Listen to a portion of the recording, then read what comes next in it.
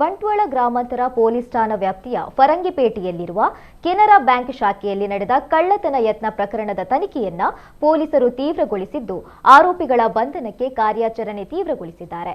July 12ರ ರಾತ್ರಿ ವೇಳೆ ಬ್ಯಾಂಕಿನ ಮೇಲ್ಚಾವಣಿಯನ್ನ ಕತ್ತರಿಸಿ ಕಳ್ಳರು ಒಳ ಪ್ರವೇಶಿಸಲು ಯತ್ನಿಸಿದ್ದು, ಮರುದಿನ ಬೆಳಿಗ್ಗೆ ಬ್ಯಾಂಕ್ ಸಿಬ್ಬಂದಿ ಶಾಖೆ ತೆರೆದಾಗ ಈ ಘಟನೆ ಬೆಳಕಿಗೆ ಬಂದಿದೆ.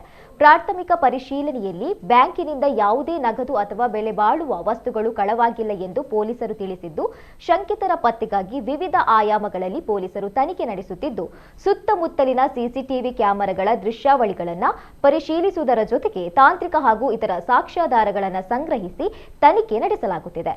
ಜಿಲ್ಲಾ ಪೊಲೀಸ್ ವರಿಷ್ಠಾಧಿಕಾರಿ ಮಾರ್ಗದರ್ಶನದಲ್ಲಿ ತನಿಖೆ ನಡೆಯುತ್ತಿದೆ ಎಂದು ಪೊಲೀಸ್ ಮೂಲಗಳು ತಿಳಿಸಿವೆ.